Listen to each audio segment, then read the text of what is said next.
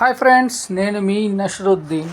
Prime వీడియోలో streaming అవుతున్న bad news ఈ మూవీ 2 గంటల 15 నిమిషాల రన్ టైంతో ప్రైమ్ వీడియోలో రీసెంట్గా స్ట్రీమింగ్ అవుతుంది. బట్ రెంటల్ బేస్ మీద స్ట్రీమింగ్ అవుతుంది.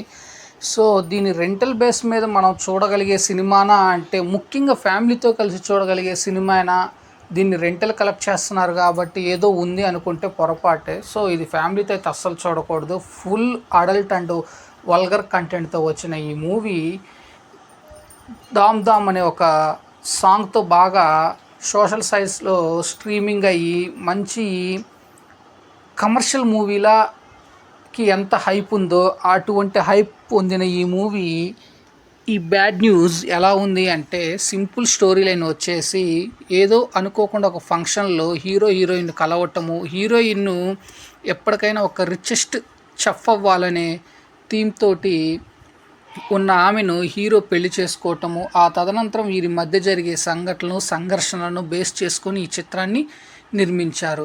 సో ప్యూర్లీ చెప్తున్నా non veg adult content movie. So ఎటువంటి సరైన సంభాషణ, థీరీ, కథ, కథనం లేకుండా కేవలం అడల్ట్ ఎక్స్పోజింగ్ కంటెంట్ని బేస్ చేసుకొని ఈ చిత్రాన్ని తీశారు. సింపుల్గా చెప్పాలి అంటే ఈ చిత్రానికి రాసిన కథనం వచ్చేసి కేవలం 45 మినిట్స్తో ఒక షార్ట్ ఫిల్మ్ టైప్లో తీసేసి రిలీజ్ చేసేయచ్చు. కాకపోతే మన పేషెన్స్ని టెస్ట్ చేయడం కోసమో లేకపోతే డైరెక్టర్ తన యొక్క పరిణితి గల డైరెక్షన్ మనకి మీద ఆవిష్కరించి చూపించాలనే థీమ్ తోటి 2 గంటల 5 నిమిషాలు తీసి, అది కూడా మన తెలుగు సినిమాల్లో అట్టర్ ఫ్లాప్ అయినటువంటి కొన్ని సినిమాల్లోని సన్నివేశాలను మొత్తాన్ని మిక్సీలో వేసి కుమ్మి పడదొబ్బి మన మీదకి వదిలాడు అనమాట. సో చూస్తుంటే అర్రే ఈ సీన్ ఆడో చూసినట్టుంది, అర్రే ఇది ఆ సినిమాలోది కదా అనేలా ఉంటుంది. ఇకపోతే మలయాళం అప్పట్లో 1980లో వచ్చే అడల్ట్ కంటెంట్ మూవీస్, మలయాళం మూవీస్లోని ఎక్స్పోజింగ్ సన్నివేశాలకి ఎటువంటి కొదవ లేకుండా ఈ సినిమాని రిలీజ్ చేసేసారనమాట ఈ సినిమాలో పెట్టి.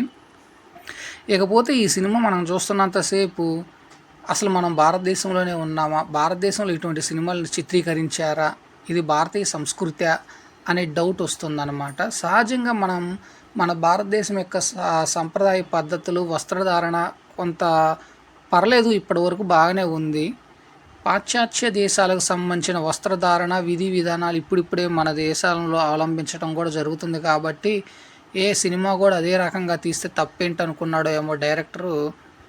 మంచి vulgarity, exposing adult content base చేసుకొని సినిమాలో ఫుల్ ఫ్లెడ్జ్డ్గా తీసేసాడు అనమాట.